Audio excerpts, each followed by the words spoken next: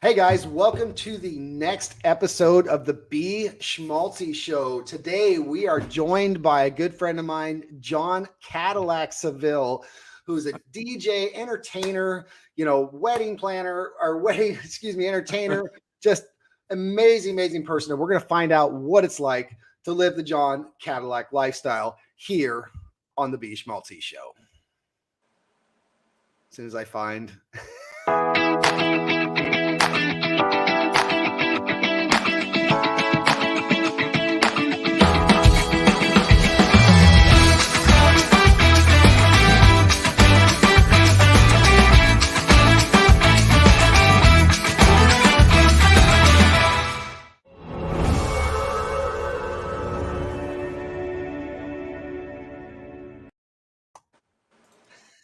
Oh, nice. I like that. Thank you. So welcome, John. So tell us just a quick, brief background. What got you into this industry? Like the Reader's Digest version, kind of, right? Sure, why not? Yeah, sure. But back in high school, when I played, football, basketball, baseball, track and field, I wanted to be, at that point, a professional athlete. At least my dad wanted to be a professional athlete. But I always, first and foremost, loved music. I love people. I love sharing my passion with people about music. And so I would entertain like during halftime, during the football games, because we were always getting our butts kicked. And I needed to do something to lift everybody up. So I take the forearm pad and I would make believe I'm doing my Casey Kasem or my Rick Dees. And I would be doing the top 40 countdown and just making people laugh with my lingo, the DJ lingo. So people said, man, you got the voice for it. You got the passion. You love all genres of music. You really should be a DJ. And then even going back farther, I used to take a pen and interview people when I was like 5 or 6 years old. And mom and dad would have people come over. They'd pick me up, put me up on the kitchen table, and I would interview people. So they knew right then and there it was going to be something in the broadcasting industry. It was going to be either that or sports. But I think my body thanks me more for not going into football, because at least I could be at this age and still not have any major injuries. Right. Wow. So you kind of had this mapped out from the beginning. Not that it was intentional that way. It just kind of flowed early on in your life. It really did. I think I had that calling right away. Like a lot of people say they change when they go from high school to college, their major or what they want to do multiple times. I always knew, Tony, in the back of my mind, I wanted to be in the radio broadcast business. Not to be a star or that DJ, but because I always wanted to share my passion for music with people. And my style is let's make it like one big living room. Let's talk about this artist, their new album. Let's talk about what they do, whether they butter their popcorn or not, what their favorite show on Netflix is, what their favorite movies are, who their favorite sports team is. So when I bring them on the air or talk about them, I humanize them right away. And I think that's really important about the relationship.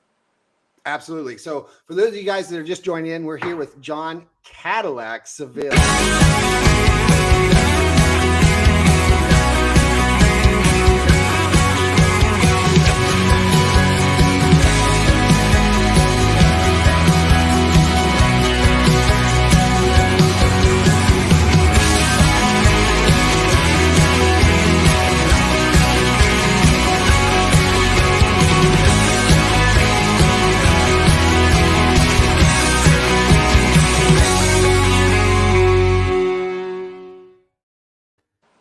Wow, you did your homework there, Tony. I had to do a little promo video for you there. I had to get something thrown up. Very cool. Thank you for doing that. Absolutely. I'll send that to you here when we're all done. I would love to have a copy of that. Absolutely.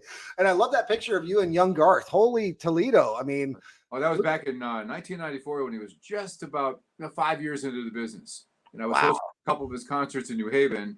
And the guy's amazing. I learned a lot, Tony, about how to treat people from my parents. But it was also pretty much vindicated by Garth, because before I brought him out on stage, he had pizza in the back. He was chatting with everybody. And as he was going up to the stairs onto the stage, he noticed a custodian in the back. And he said, sir, I just want to let you know that pizza is also for you too, if you'd like to have some of that. He was humble enough to realize that man mattered, or that person mattered. And I learned with Garth that everybody's the same. Whether you're a CEO of a company or you're the person pushing the broom, we're all God's children, and treat people with respect and dignity. And Garth really exemplifies that.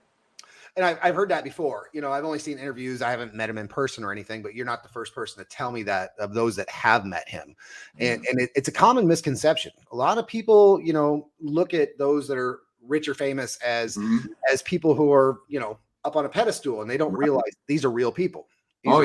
Real people. And people that don't forget their roots. Exactly. And when you actually meet these people in person, you find out that that's what they are. It's just another person. They're like you and I, same thing. It's like in the business, people say, well, who I could ever meet that person, I would like lose my voice or slip over my tongue. And I've never, ever been starstruck. Ever since I was a little kid, I just have always looked at people just like you and I, whether it be a sports figure, entertainment.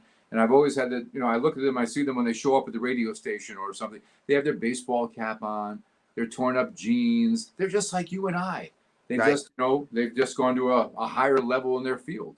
That's right. And I can't say that I haven't been starstruck. And now I'm not anymore. But back when I was 15 at the time, I actually met Clint Eastwood. And that was when I was 15. That was a big deal. My cousin lived in Monterey, California, and his grandma, not on my side, his side, lived in Pebble Beach, and Clint Eastwood was actually her neighbor, like next door neighbor. Yeah. And so we went over there, and I had no idea that he was her neighbor. And so we went over to visit his grandma, and we're walking up, and here he is out here working on his own flowers, his own garden. Yeah. And I'm like, is that, he's like, yeah, hey Clint, how's it going? I'm like, hey, how you doing? Go ahead, make my day. I'm like, right. Yeah, he's an amazing guy. He did that movie Pink Cadillac back in the 90s with Bernadette Peters. Yeah. And the radio station was doing a promotion with that. So they flew a couple of us down to the premiere, and that's where I met him for the first time. And we were talking about, jazz music, because he loves jazz, but he also loves country a lot too. And he showed up in a beat up old truck, and like I said, he doesn't try to impress anybody. He's just who he is. And I was really, really impressed by that. Just his ability to be relatable and normal. And he wasn't hiding himself. He didn't think he was that big of a deal. He never carried himself that way. And I admire people like that. No, and you're absolutely right. I mean, even visualizing it right now, he wasn't in this enormous house. It was a very humble house. It didn't. You wouldn't have thought there was some movie star living there, and and he just had a conversation with both of us, my cousin and I. So you're right. So that brings me. You mentioned Pink Cadillac. I gotta ask the question. Where does the name come from? Where does the name Cadillac come from? I mean, I hear that all the time, and then when I tell people, they go, "Oh, you think about the car, the Cadillac Saville." Right. So, I mean, even though it's spelled S-E, the car, my name is spelled S-A. But somebody at a radio station, I can't remember which one it was, but they referred to me one morning as Cadillac. And then the name stuck. So when I made an appearance one night hosting a show, somebody in the crowd went, Cadillac! And the name stuck. So I went John Cadillac Saville from that point. And it just kind of rolls off the tongue. John Cadillac Saville. And people love nicknames. People love nicknames anyway. So my wife will say, oh, my husband's a DJ, John Saville. They go, that name sounds so familiar. Cadillac. Oh, yeah, I know him. See, it's a little tap in the back of the head type thing. Yeah, I agree. And most people that are watching this or that know me call me Schmaltzy. Same thing. They're like, Tony Schmaltz, who? Schmaltzy. All right. Yeah. So I get it. And that's awesome. So it's just that simple. Somebody just dropped it on you one day. Something that simple. I used to go by the name Big John Saville back in the day when I worked at Classic Rock and Top 40 Radio, but I never liked that name because when you thought it just, to me, it connotated the guy that was rather, and I was never quite that way. I've always been into bodybuilding and keeping myself really in good shape and lean and things. So I thought it kind of gave the wrong image at the time.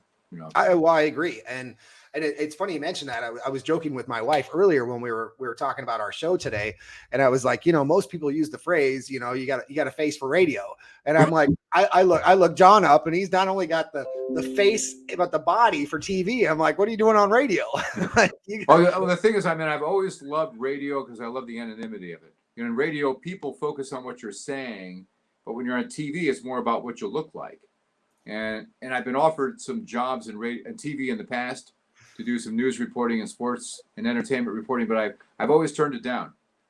So I just prefer radio. I love the whole medium. By the way, sorry, Ryan. I just finally realized we had comments going on, so I wasn't posting the comments. So we had some interaction going Hey, on. Ryan.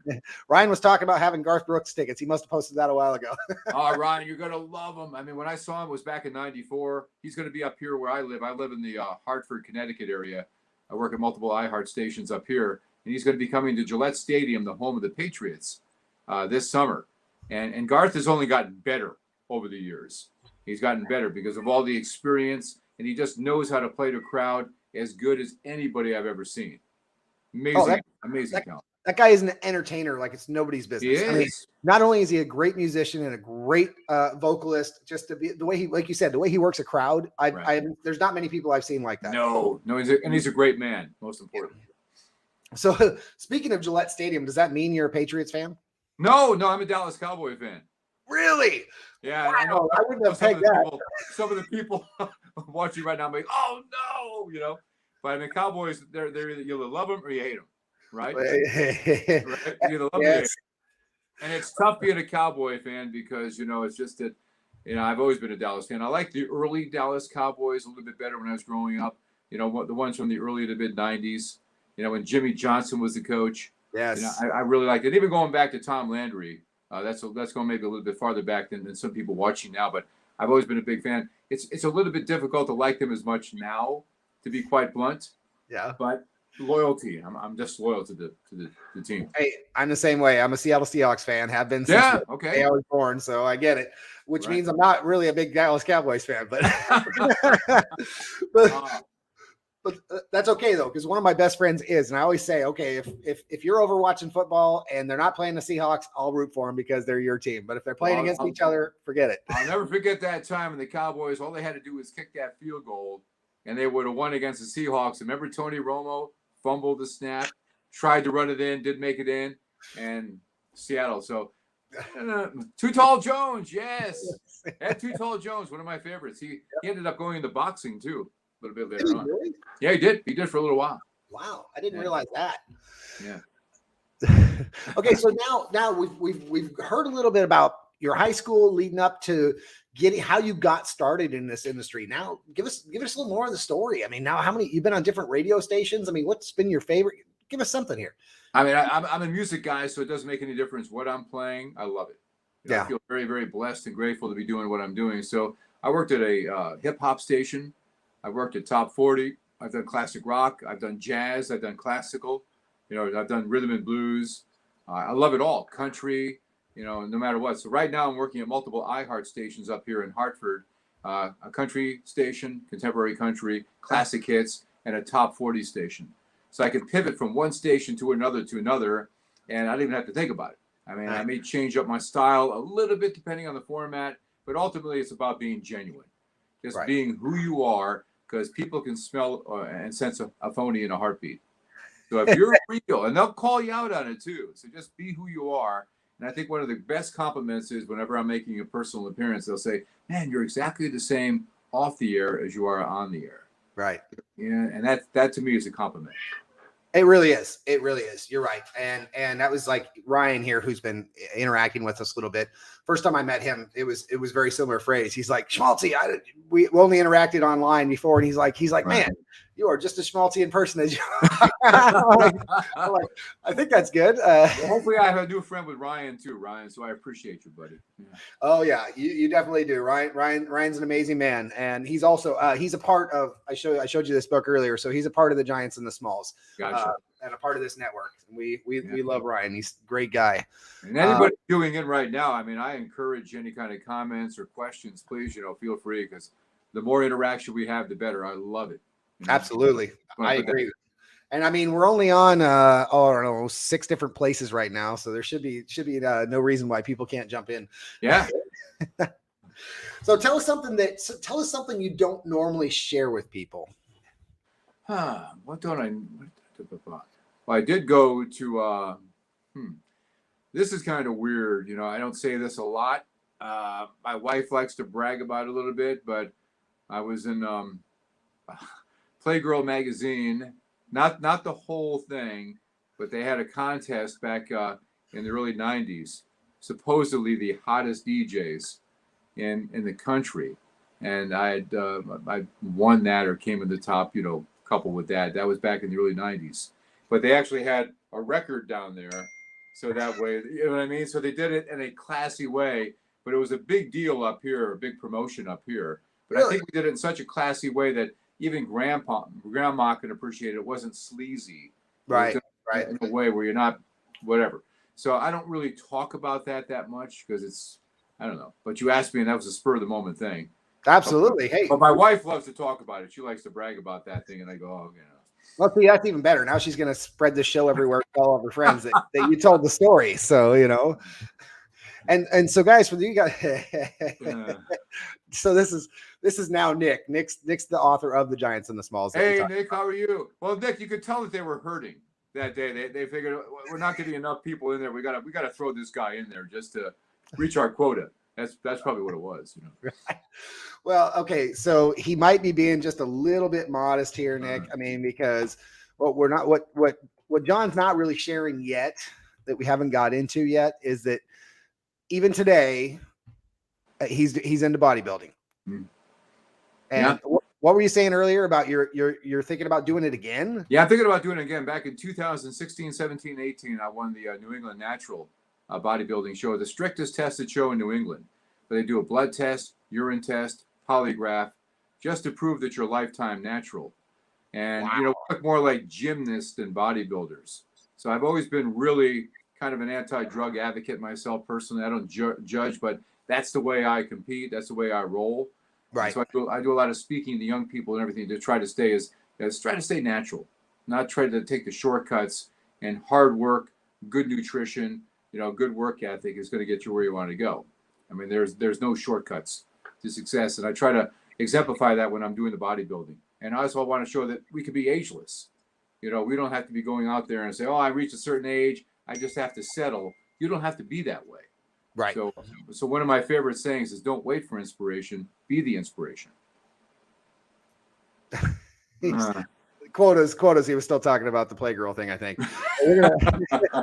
We're gonna show a little something here just so you guys get an idea. So this is just a little bit here to. Is it? No, that was very little. That's good. Here we go. Here's a little John back in the bodybuilding days. Yeah. and to be totally transparent, that was 20 years ago. That was 20 years ago there? Yeah, 20 years ago. I mean, I look good, I like to think, for my, but I don't look that good, that's for sure.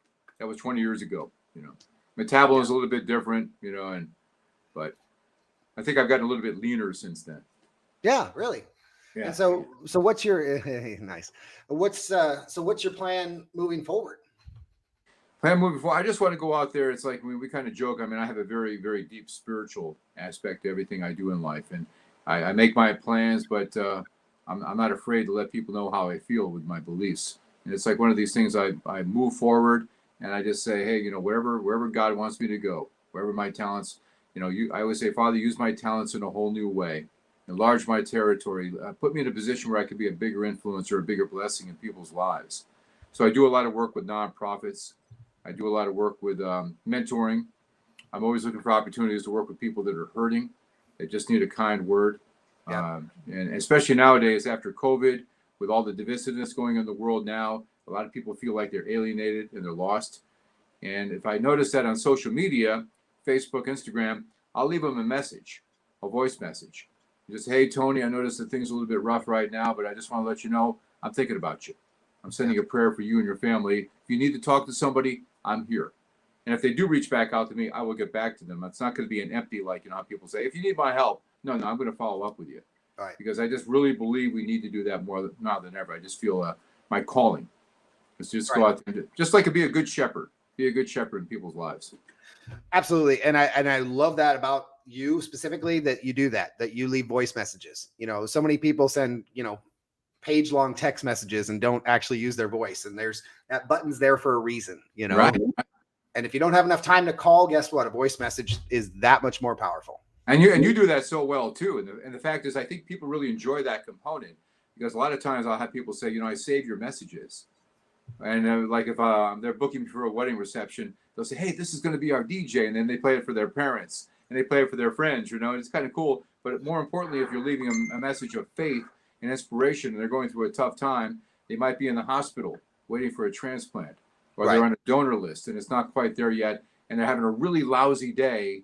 They'll listen to that message, and it will, at least will make them smile a little bit and forget about their problems for at least a little bit.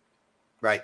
Well, and it's funny you mentioned that, because this morning when I was meeting the videographers and stuff for our event, the guys for our event, you had just left me a voice message. I'm like, this is the guy I was trying to get MC our event. Doesn't he sound like he has a voice for the MC? He's like, man, you got to get that guy. I'm like, I tried. I'm sorry. He's booked solid.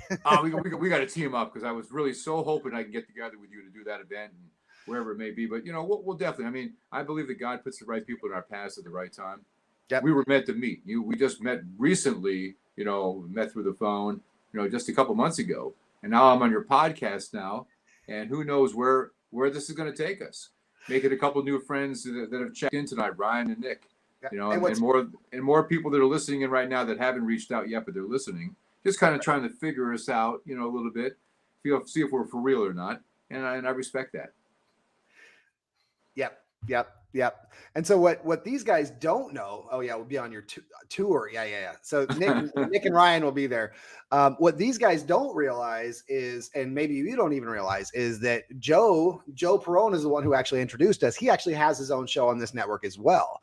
So these guys know Joe real well, just like maybe not as well as you do, but as well as I do. And so it's funny that Joe is the one that introduced us, and he also has a show on this network. Yeah, we're going to be a guest on his show real soon, but Joe is a class act. A great husband, a great dad, deep belief in God, and very successful businesses. As a matter of fact, Joe's uncle, Tom, sounds like Uncle Tom. I work out with him at Planet Fitness in Brantford, Connecticut, every single day. I think he's doing a 28-day vacation now in Spain and Italy, Tom. God bless him. He's earned it. Right. But he's the one that got this whole deal started, where it's led to you, Tony, through Joe, and there's a whole bunch of people in this network, like 15 to 20 of us, that are all like-minded, trying to do the right thing, trying to do, leave a legacy, wherever we go, and just be good to people.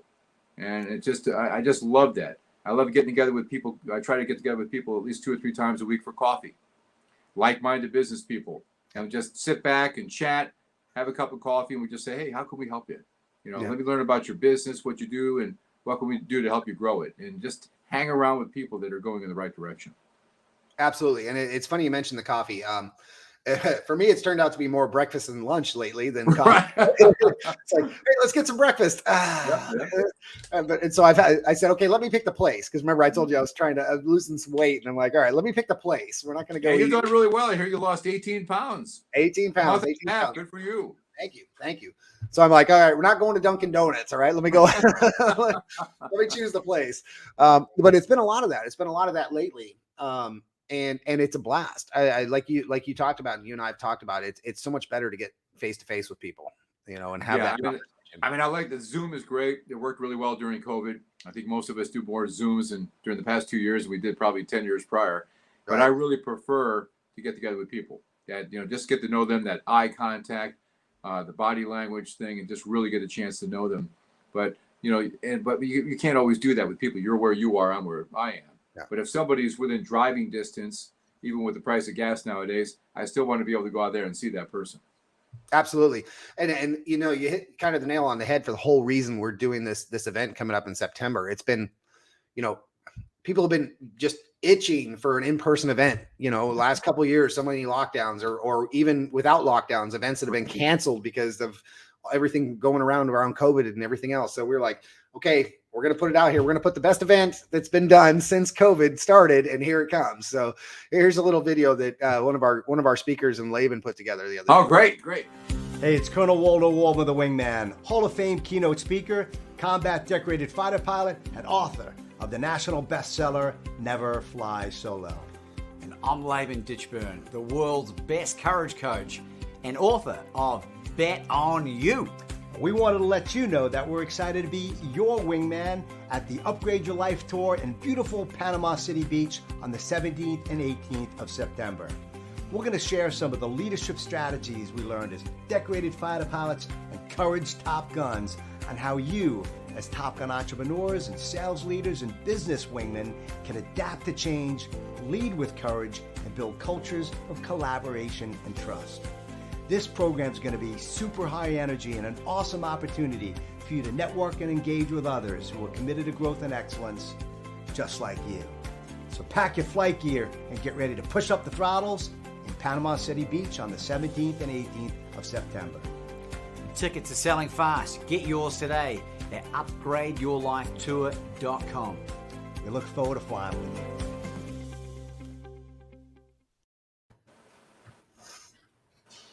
So kind of a fun video there that Waldo and Laban put together. So you can hear me, Tony? Yeah. Were you? Am I cut out? Or are you cut out? See, I think you're cut out. I'm seeing like a screen with some gray on the bottom, and it says "Be the Rhea" up at top. So I don't see you, but I see the tail end of what we just watched. Interesting. Let me see if I can. See if I can. If that's showing. No, it should be. What about now? I think when I hit the tap for sound, I listened to it, and I'm not sure if I should have done that or not. That's all right. I'm going to drop you out of the stream and right back in. So don't go anywhere. That's it. Oh, okay, I see you at the top of the screen there, and then you disappeared. Okay. Okay, and I see me. I'm gone. You're still not seeing. Oh, here it is. How about this? Well, there it is. Okay, so that might have actually. What it was the buttons right at the bottom here. Anyway, we're back. Everyone's back. So, Joe's on. Look at this. Joe's on. Hey, Joe, how you doing, buddy? You're one of my favorite humans too. We were just talking about that. Yeah. He's like, yeah, I can see and hear you both. All right. Oh, that's good. Okay, that's good. Okay. So we were doing that video. So if Nick and Ryan are still on here, this is my look I'm giving you guys because you guys owe me a video and some stuff. I love you too, Joe. Love you too, brother. Love you, buddy. Yeah. So Laban and Waldo and the speakers of most Brian, Nick have provided their little promo videos and intro videos. Actually, Nick, I can't say Nick. Nick's got his. But they've all given their titles and their bullet points on what the value is that's going to come out of it. So I've been working on updating the website, getting things up to speed. We're really, like I said, after this event that's happening in London. Look at this. Here he comes. It's on the way. It's on the way. Is that the checks in the mail, Ryan? But after this event in London, I was talking about on Saturday, then we're going to hit it real hard. I've been kind of dragging the feet on hitting the promo button real hard on that because I didn't want to interfere with our friends that are doing that out there. Awesome. Yep. Checks in the mail. He's like, yeah. Well, cool. So now, I don't know. By the way, congratulations to Laban on his recent marriage. Oh, yeah. For everyone that doesn't know, Laban and Anna are now officially married. Yeah, nice night. Actually, a week ago yesterday. Right. So that was congratulations for those guys. They got married by Elvis in Vegas. Yes, they did. And it was too. It was funny you mentioned that when you sent that voicemail to me. I'm like, no, I think it was actually Elvis that did the marriage, you know? Wow. Nice. Yeah.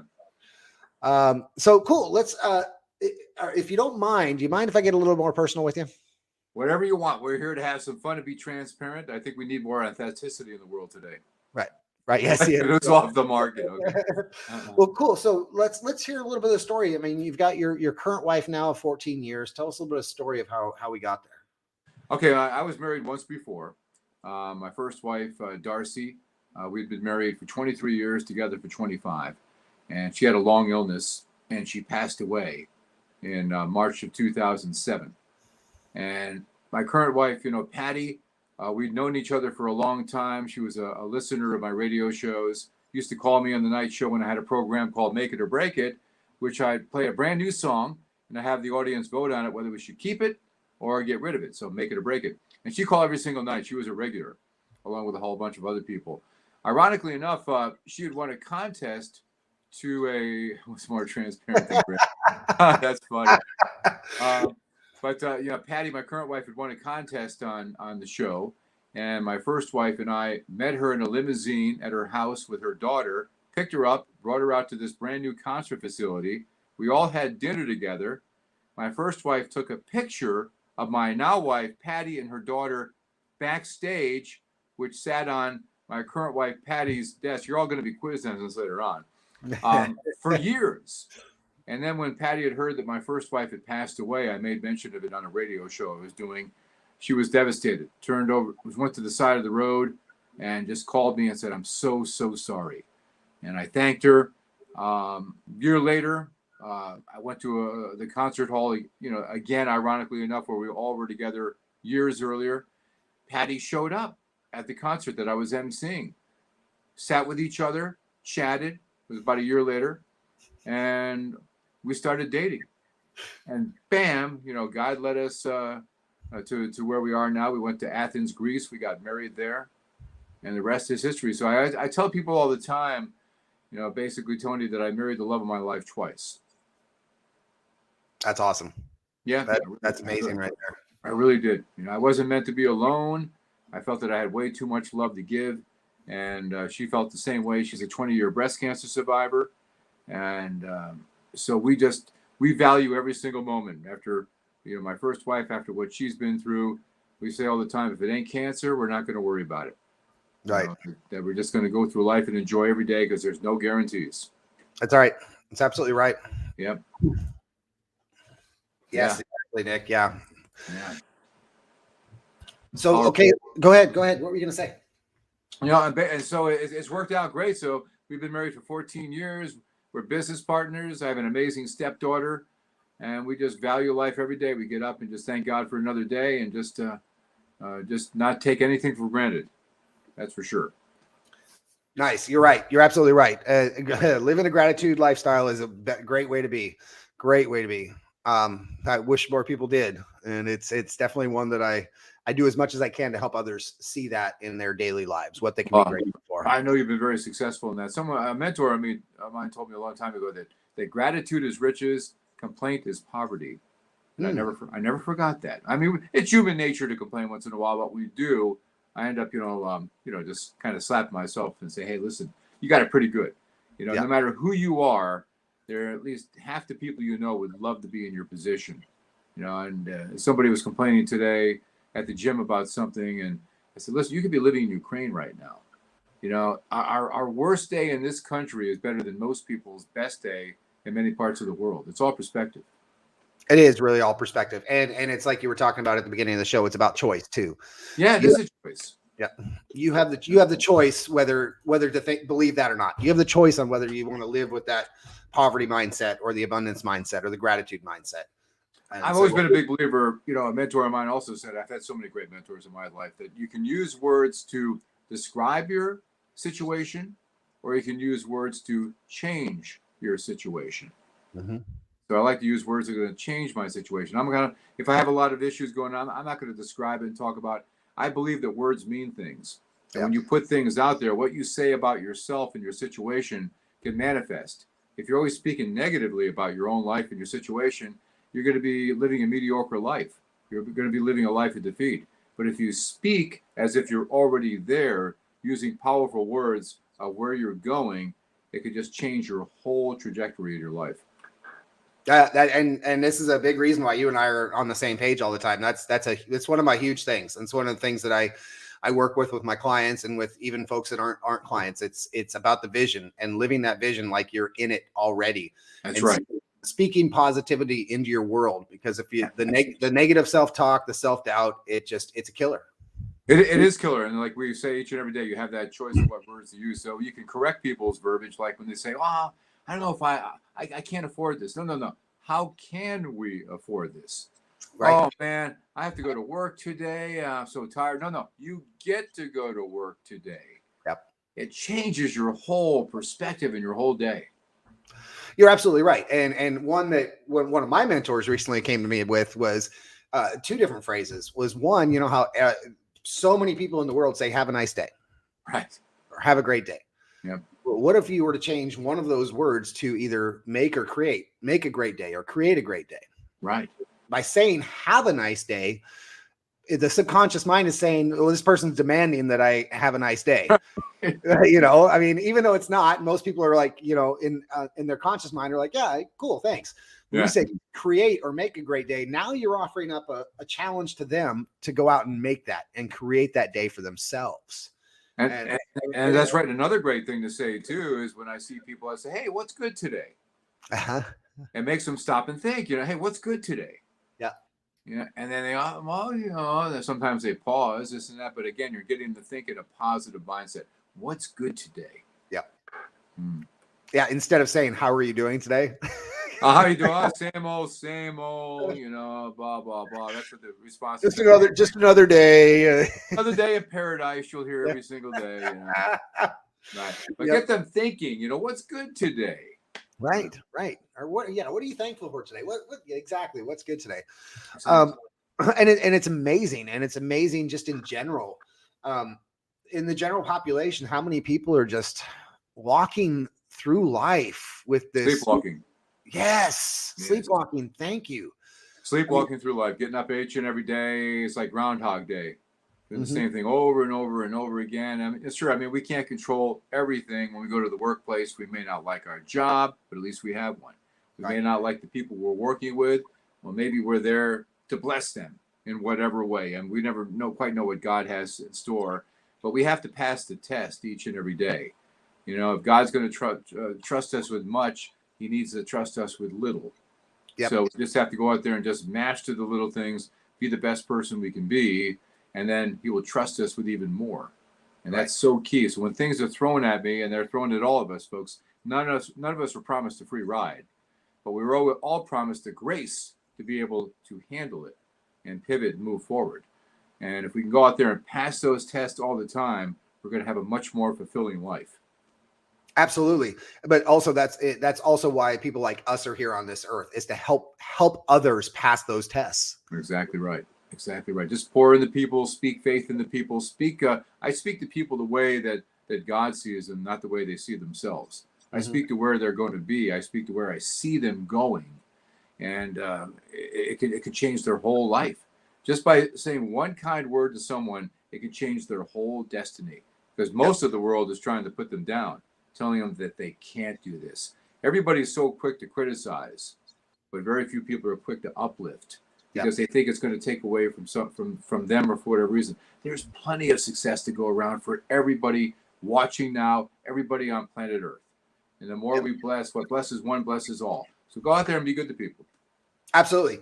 And it's not even just the speaking part, because that's a huge part of it. But I mean, even something as simple as a smile. Just walking through the grocery store, I make a point to either say something positive or smile at every person. I may not be able to go out of my way to talk to everybody, but at least throw them a smile. Yeah, you're going down. You're right, and and they usually respond in kind right away. You smile like that. I've always said the smile is your greatest accessory, but it's also a business card as well. Yeah, sure is. So you just go out there and smile to somebody and compliment people, but make sure that it's genuine.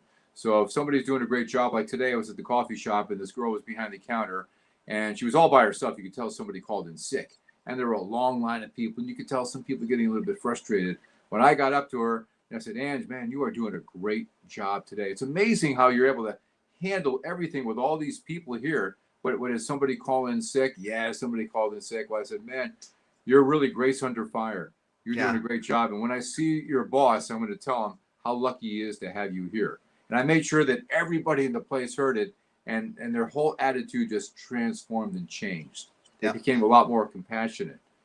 And it made her day, I'm sure. You know. Well, absolutely. And so one of the other ones that along those same lines, I don't know, are you familiar with Jim Rohn? Mm-hmm. So one thing that Jim Rohn, I watch a lot of his stuff on YouTube too. I love his stuff, and I've listened and read his stuff, listened to his old audios, which are now all digital. Right. And one of the things that I've actually adopted that he does or teaches that I love for the same reasons you're talking about is when you're in a restaurant or similar is tip ahead of time. Yes, that's a good idea.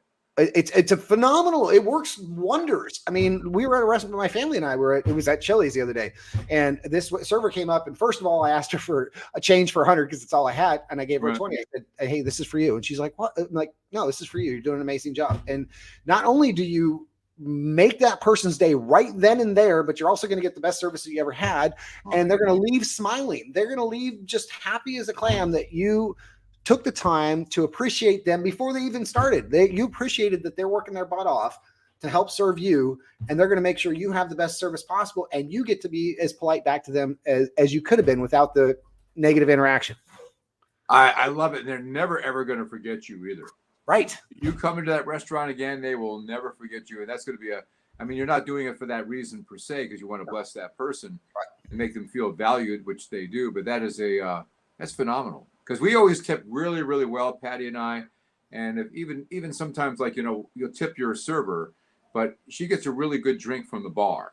Yep. Really good bartender. On the way out, we throw that person like an extra, $20. Yep. Or if somebody else is serving too, and they said, "Oh, by the way, do you folks need some more bread? Or do you want some more plates here?" And it comes back, and she's not really our server. On the way out, we'll throw her an extra $10, $15 just for that little interaction. And some people say, well, that's a lot of money with the price of gas nowadays and everything else. We don't have that expendable. Even if you do something, $3, $4, $5, or even just a thank you, whatever you can afford. Everybody's different. Right. But what we believe that in our home, that money doesn't belong to us anyway. Right. It's a resource. The source is up there, So we're going to be rewarded by doing the right thing anyway. And so we've been blessed, and we want to share those blessings with others. Absolutely. You're 100% correct. And my wife and I have always been the same thing. We've always been heavy tippers, if not over tippers. Yeah. And we go with other couples, Tony, sometimes, and they sometimes feel uncomfortable when we talk about the tips, and they go, "Really? You're going to leave that?" I said, no, you guys can do whatever you want to do, but don't worry about it. Yeah. But this is just what we do, especially during COVID and after COVID, where a lot of these restaurants, they got crushed. Yeah. We want to do everything we can to help them, because they got to feed their families as well. Yeah, and we're fortunate down here in Florida. We stayed open most of the time. The restaurant industry got hurt early on. Actually, believe it or not, it was the tourist industry down here that got hurt the hardest. Right. Everything. The short period of time that Florida was closed down, unfortunately, happened right around that spring break time, where down here, that's where tourist season happens. And so you've got all these hotels, Airbnbs, all these resorts that were just packed to the hilt with maximum reservations that all just went gone, cut right off. All the restaurants that count on that industry. So they recovered a little faster than they may have there up north where you guys are at, but not that the initial impact was huge. Right. Yeah, exactly. I mean, no matter what, there's always repercussions out there, but we just have to do our part and just wake up each and every day, be grateful, and realize there's a higher power. So there is, and like we just talked about, it's important that folks like us or anybody who has any means to do that, even if it's as simple as a smile or hey, how's it going? Yeah, you don't want people to feel pressure, because some people are really hurting. I mean, I was at the gas station the other day. I noticed a person in front of me who just stopped and put a gallon of gas in their car, and they drove off. And that person, you could tell, is really struggling. Yeah. When you put like 1 to 2 gallons of gas in there, if I knew ahead of time, if I noticed ahead of time, I would have offered, hey, take my credit card, fill up your tank. What? So what if it's an extra $50, $60, $70? So what? Can you imagine what that could do for that person? I'm sure if he's only got money for a gallon or two, he's got a lot of bigger problems when he goes home. That's right. Yeah. And back to the sleepwalking through life, there's so many people that don't even recognize something like that when it's happening. Right. In general, just people in general. And I'm not saying anything negative about anybody. It just, that's what we do. We get so tunnel visioned on what our day to day is happening. And we forget that there's this whole world. There's other people in this world that are doing this, Hey, Nick, Joe's actually been interacting. He's been in and out of here. He just had to hop off. Here's his last comment. So he is spending time with the boys, but yeah, Joe's been in here. Yeah. And I'm glad, I'm glad to see these, these comments from people coming in. It makes you feel good that you're connecting. And thank you so much for letting us know, folks, that we're at least connecting in some way. Thank you. And thanks for doing what you do. I'm sure to help in your community as well. Oh, and it's so much fun. I mean, I'm in all honesty, I always want to do more. I wish I could do more. And that's another reason why this event is not only happening, but happening here locally in our community here. I talked to the chamber, I talked to the folks at the resort, and they're like, nobody's ever done anything like this here. Nobody. And I'm like, well, I want to serve as many people as I can as fast as I can in one location. So here we are. Yeah. I mean, I get that too. It's like, there's only so many hours in a day, but we always say busy people get things done. But my wife keeps telling me all the time, you got to learn to say no once in a while.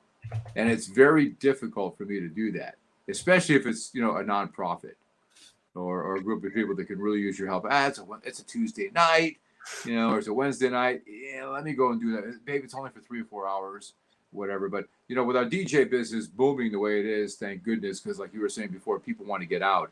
And we're going to have probably the best year of weddings and parties. Actually, we're booking in the late 2024 right now in many, many cases for our company. But it's Thursday through Sunday. I go full throttle between DJ, our health and wellness company, radio, mentoring people. So Monday, Tuesday, some Wednesdays in the summer, I'll make that my weekend. And that's a really good time to have a weekend because, most people are working Monday, Tuesday. Right. And you go to the beach, there's not a lot of people there, at least not up in this area. Right. And the stores aren't as busy. So there's a positive side to everything. Yes, there is. There really is. And speaking of which, what led you down that path? I meant to bring that up earlier. What brought you from radio into the weddings? I get the DJ part, but how did the weddings come about? About the same time I started in the radio biz, I had a program director say to me at the time, whatever you do is a very transient business. You definitely want to have something as a plan B. So I went out and borrowed $1,000 back at the time, which is probably like, $6,000, $7,000, $8,000 today. And I went out there and bought a sound system, and I had my records back in the day, and albums, and went out there and I booked an event for a police union, went out there and played records for the crowd, had them all dancing, didn't really know what the heck I was doing at the time, but my passion carried me through. And I just love to share music with an audience.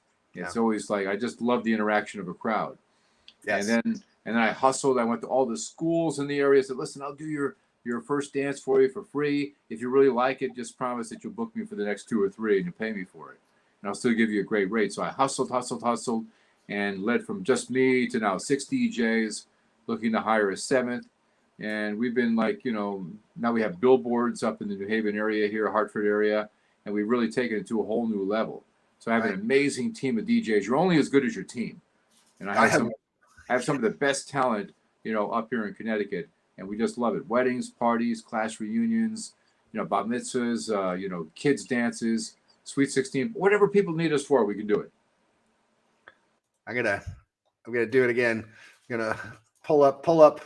I think this is correct me if I'm wrong, but this is sorry, my dogs are going a little nuts here. Is this what I didn't mean to remove it. Is that what your billboard looks like? Yeah.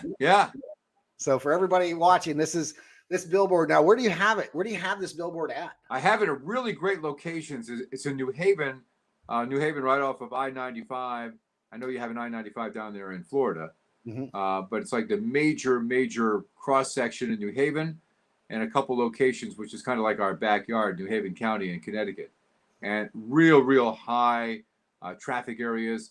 A lot of traffic jams during drive time, which we love, which means we're going to get a lot of views. Right.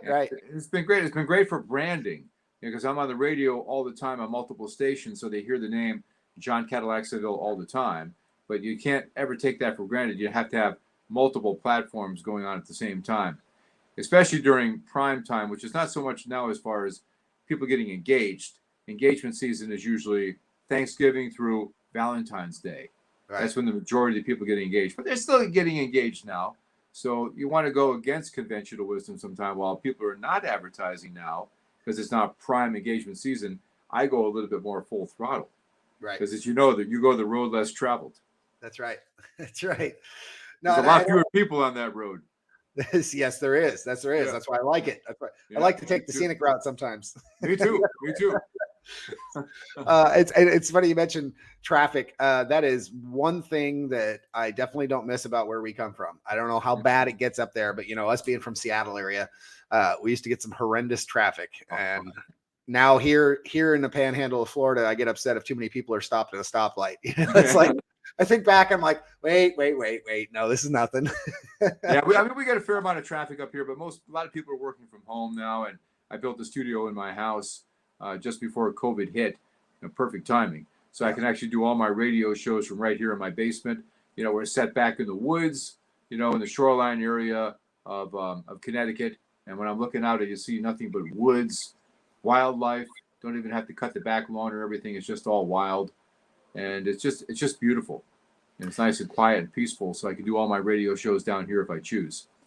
And it's funny, your area, I had lots of opportunities to make it there, and I never actually did. So my older brother, Chris, actually went to the Coast Guard Academy there in New London. New London, sure. And then lived in Hartford for 3 years, a few years after that for a job. And I'm like, and all that time, it just happened to be poor timing from when I was working on my career and everything else. And so as soon as I finally found the time to get out there, of course, he moves back. And so it was like, oh, wow. Well, tell him thanks for serving. I wear this bracelet. I'm not sure if you can see it here, but I wear this bracelet in honor of the military. Mm-hmm. It's got every single military branch on this bracelet, including the Coast Guard, Army, Navy, Air Force, Marines. And I always wear that in honor of the military all the time. So I just have so much respect. Yeah, we couldn't see that. Put it in front of like my screen. Okay. Like if you're looking at it. A little bit down to your left. Now up, a little bit more to your left, up a little more. There we are. Okay, cool. That's awesome. Yeah. It's got all the different military branches on there. I just love this thing. No, that's great. And so we're real heavy Air Force Navy right here. And and we're very, very supportive. Tyndall Air Force Base down here, we got pretty well wiped out after Hurricane Michael. And so they decided, the nice thing they decided to do is they're going to not only rebuild it, but rebuild it to be one of the most premier Air Force bases in the whole country. Wow. And so, and not just premier, but technologically advanced, biggest everything. So a lot of the economy around this particular area was either tourism or military. And when the hurricane came through and kind of busted that up, we lost a lot of the economy for a while. Now Tyndall's starting to pick back up. The Navy base is picking back up. It's coming back. And a lot of the people were telling others, just hang on. It's coming. Just be patient. Be patient. Yeah. Yeah. My dad was Navy, and my late father-in-law was a Navy SEAL. Yeah, so those Navy SEAls are badass, aren't they? Yes, they are. They really are. Yeah. In fact, another guy that I'll probably end up getting on the show here in the near future, Jonathan Bates. He wasn't a Navy SEAL, but he went to some of the training for what he did. And I don't know how much I can actually share. Let's just say he was very good at diffusing explosive devices underwater. Yeah, that's above my pay grade, right? And last time I met him for lunch, he was telling a story about how he got nose slammed by one of the largest great white sharks he's ever seen. Oh my God. Wow. Now, didn't attack him. Apparently, again, that's a common misconception with sharks. They don't actually typically attack people, but they will be more than happy to nose bump you. And apparently he was in the process of diffusing something and got slammed from behind to turn around and see something the size of a boat. Wow. And he's able to live to tell about it too. Right. Let's just say he said he probably, I think the exact phrase he used was, it was the fastest diffused job he ever did after that. I would think. Yeah, I would think. Wow. That's some serious guts doing that stuff, man. A lot of respect. A lot of respect. And I definitely thank anybody that I see, not just military, but police force, anyone that serves their communities like that. Absolutely. Police, firefighters, EMTs, all those people that are putting their lives on the line to help people like us. Absolutely. Thank you. And it's a shame, in my opinion, that there's been such a bad rap recently. And that's why I'm more than happy to thank each and every one of them every time I see them. Well, I mean, I proudly wear a wristband. I have it right on my wrist here. It says "Back to Blue." Yep. I proudly, I've always backed the police. Some of my best friends are police officers, and I think it's just too bad that you're always going to have a bad apple no matter what. Right. You're going to have some bad DJs. You're going to have bad this, bad that. You can't, have one or two people kind of represent the entire, whatever it may be, whatever business. Right. In my mind, police officers are amazing. They're servers, and I've met very, very few questionable ones in my life, maybe one or two in my entire life. So to base a whole force on one or two incidents, to me is just, it's not right. And they have my full support. Likewise, and I agree. You can't put the whole collective in on one no, two bad apples. So that's right. Cool. Well, we're getting close here, John. So what words of wisdom would you like to leave our audience with? I think, just each and every day, like we mentioned earlier, might have some people tuning in for the first time right now. Thank you, by the way. Just getting up each and every day and just being the best you. And it sounds kind of cliche, but look for ways to go out there and serve. I know you're all about serving. You can't serve enough, Tony, and that's the way I am too. I just can't wait. It's my DNA. It's my adrenaline rush. Just getting up and being able to help other people. Because as I get a little bit older now, I think more and more about legacy. I think more and more about experiences too. Material things are great. I think it's wonderful to have those, but I think more and more about just getting out there and experiencing good things, whether it be vacations, whether it be coffees with friends, whether it be dinners, whether it be helping out somebody that needs that help. I'm always praying for opportunities that God puts people in my path that I can help. Take me from barely enough to more than enough, so I can not only pay my bills, but also have the ability to help somebody else pay their bills at the same time. So to me, it's about serving, and I don't think we can do it enough. And just being good to people. There's so much negativity nowadays, especially with social media. People can say whatever they want. They can hide behind social media. And they would say things on social media that they would never say to you face to face. Right. So I would say just think about what you say, because those words can really cut like a knife, so to speak. So just think about what you say, and think about that person you may not even know, that they have a wife who's sick, or they have a child that's going through something. They're going through challenges. Every single person we know is fighting a major battle. Right. Everybody, no matter what they look like, the car they drive, the house they live in. So let's just think before we speak, think before we judge, and just be good to people. That's exactly right. We don't know people's stories. We don't know what they're going through. And it's not worth it. It is not worth it to not be nice to people and to not live with that service attitude and that gratitude attitude. Absolutely. Absolutely. But this has been an absolute honor to be on this, and Tony, you blessed my life with the friendship. I remember speaking with you and Laban a couple of times. Joe Perone, I know, who's been watching, in and out, had, lunch with him a few weeks ago. What a gentleman. Ryan and Nick and whoever else is, listening in tonight, watching. Thank you. And I pray for you and your families as well. Absolutely. And for everybody watching, again, John Cadillac Saville, thank you so much for being a guest on our show. And I'm so grateful that you're able to make it. And we will definitely do it again real soon. Thanks.